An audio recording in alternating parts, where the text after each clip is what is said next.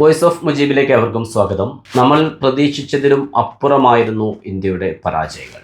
England ടൂറിൽ India പാടെ പരാജയപ്പെട്ടുകൊണ്ട് 4-0 ഇംഗ്ലണ്ടിന് മുന്നിൽ പരമ്പര അടിയറവ് വച്ചിരിക്കുന്നു.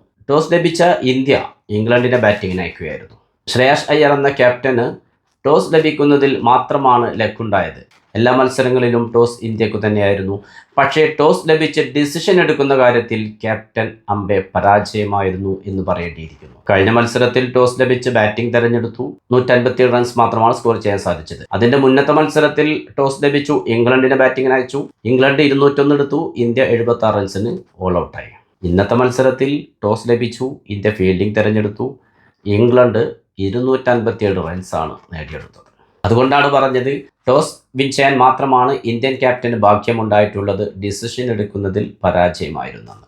ഇന്ന് 257 റൺസ് 3 വിക്കറ്റ് നഷ്ടത്തിലെടുക്കുമ്പോൾ അതിൽ 233 റൺസിന്റെ പാർട്ണർഷിപ്പാണ് ജോസ് ബട്ട്ലറും ഹാരി ബ്രൂക്കും കൂടി പടുത്തുയർത്തിയത്. ഇംഗ്ലണ്ടിന്റെ ഇയാൻ മോർഗനും ബട്ട്ലറും കൂടിയുള്ള റെക്കോർഡുകളാണ് ഇന്നത്തെ മത്സരത്തിൽ ജോസ് ബട്ട്ലറും ഹാരി ബ്രൂക്കും കൂടി തകർത്തു കളഞ്ഞത്. ഈ പരമ്പരയിലുടനീളം എടുത്തു നോക്കുമ്പോൾ എല്ലാം കൊണ്ടും ഇന്ത്യ പരാജയമായിരുന്നു. മൂർച്ചയില്ലാത്ത ബൗളിംഗ് നിര തന്നെയായിരുന്നു ഇന്ത്യക്കുണ്ടായിരുന്നത്. അതിനേക്കാൾ ഉപരി ചീട്ടുകൊട്ടാരം പോലെ തകർന്നു വീഴുന്ന ബാറ്റിംഗ് നിരയുമായിരുന്നു.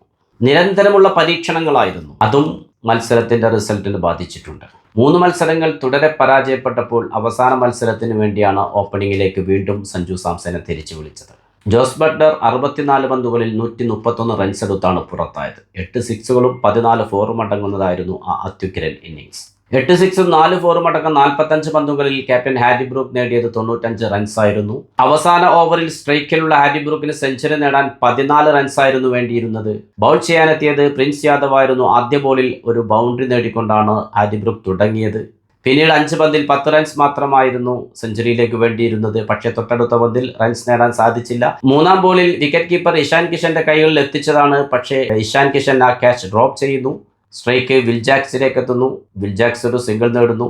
വീണ്ടും സ്ട്രൈക്കിലെത്തുന്നു ഹാരി ബ്രൂക്ക്. പിന്നീട് 2 പന്തുകളിൽ 9 റൺസായിരുന്നു സെഞ്ചുറി പൂർത്തിയാക്കാൻ ക്യാപ്റ്റന് വേണ്ടിയിരുന്നത്. പക്ഷേ ആ 2 പന്തുകളിലും ഈ 2 റൺസ് മാത്രമാണ് പ്രിൻസ് യാദവ് വഴങ്ങിയത്. ഇംഗ്ലണ്ട് ക്യാപ്റ്റന്റെ സെഞ്ചുറി തടഞ്ഞു വെക്കാൻ ഇന്ത്യക്കായി എന്ന് മാത്രമാണ് ഇന്നത്തെ മത്സരത്തിൽ ഒരു ആശ്വാസമുള്ളത്.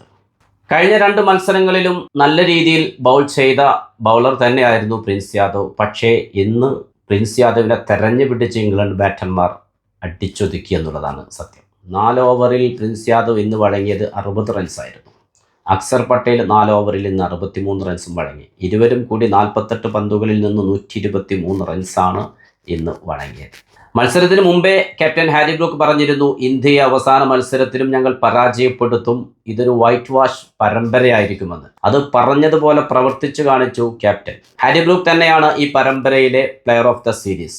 ഇന്നത്തെ പ്ലെയർ ഓഫ് ദ മാച്ചായി തിരഞ്ഞെടുക്കപ്പെട്ടത് 131 റൺസ് നേടിയ ജോസ് ബട്ട്ലർ തന്നെയായിരുന്നു. 258 എന്ന വിജയലക്ഷ്യത്തിലേക്ക് ബാറ്റിങ്ങിന് ഇറങ്ങിയ ഇന്ത്യക്ക് ആദ്യ വിക്കറ്റ് നഷ്ടമാകുന്നത് 25 റൺസിലെത്തി നിൽക്കുമ്പോഴാണ്. 5 ബോളിൽ 3 റൺസ് എടുത്ത അഭിഷേക് ശർമ്മയായിരുന്നു ആദ്യം പുറത്തായത്. സഞ്ജു സാംസൺ തിരിച്ചെത്തിയ മത്സരമായിരുന്നു. വലിയൊരു ഇന്നിംഗ്സ് കളിക്കാൻ സാധ്യമായില്ലെങ്കിലും 14 പന്തിൽ 27 റൺസ് എടുത്ത് നല്ലൊരു തുടക്കം നൽകാൻ സഞ്ജു സാംസൺ ഇന്ന് സാധിച്ചു. 2 സിക്സുകളും 3 ഫോറും അടങ്ങുന്നതായിരുന്നു സഞ്ജുവിന്റെ ഇന്നിംഗ്സ്. ഇഷാൻ കിഷനുമൊത്ത് നല്ലൊരു പാർട്ണർഷിപ്പ് പടുത്തുയർത്തുന്നു എന്ന് തോന്നിച്ച ഘട്ടത്തിലാണ് സഞ്ജുവിന്റെ വിക്കറ്റ് നഷ്ടമാകുന്നത്. 55-ാം റൺസിലായിരുന്നു സഞ്ജു സാംസന്റെ വിക്കറ്റ് നഷ്ടമായത്. ഇഷാൻ കിഷനും തിലക് വർമ്മയും 50 നേടി ഇന്ത്യക്ക് വേണ്ടി. ക്യാപ്റ്റൻ ശ്രേയസ് അയ്യറിന് നേടാനായത് 28 റൺസ് മാത്രമായിരുന്നു. മറ്റാർക്കും തന്നെ കാര്യമായി സ്കോർ ചെയ്യാൻ ഇന്ന് സാധിച്ചില്ല. 200 പിന്നിട്ടു എന്നത് മാത്രമാണ് ആശ്വാസകരം. 56 റൺസിന്റെ പരാജയമാണ് ഇന്ത്യ ഇന്ന് ഏറ്റുവാങ്ങിയത്. ടൂർണമെന്റിലുടനീളം ഇംഗ്ലണ്ട് ബൗളർമാരുടെയും ബാറ്റർമാരുടെയും ആധിപത്യമായിരുന്നു. ഇന്ന് ഏറെ പിഴവുകൾ ഫീൽഡിലും ഇന്ത്യ വരുത്തിക്കൊണ്ടിരുന്നു. അതിന്റെ ഒരു അനന്തരഫലം തന്നെയാണ് ജോസ് ബട്ട്ലറുടെ സെഞ്ചുറിയും ഹാരി ബ്രൂക്കിന്റെ 95 റൺസും. പല തവണയാണ് ഇന്ത്യൻ ഫീൽഡർമാർ ഇരുവരെയും വിട്ടുകളഞ്ഞത്.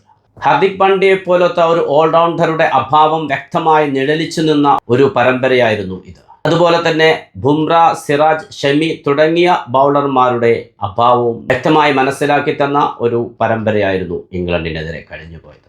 സഞ്ജു സാംസനെ പോലത്തെ ബാറ്ററെ 3 ഇന്നിംഗ്സുകളിൽ തുടരെ പുറത്തിരുത്തിയതും ഇന്ത്യയുടെ പരാജയത്തിന് ആക്കം കൂട്ടിയെന്നുള്ളതൊരു യാഥാർത്ഥ്യമാണ്.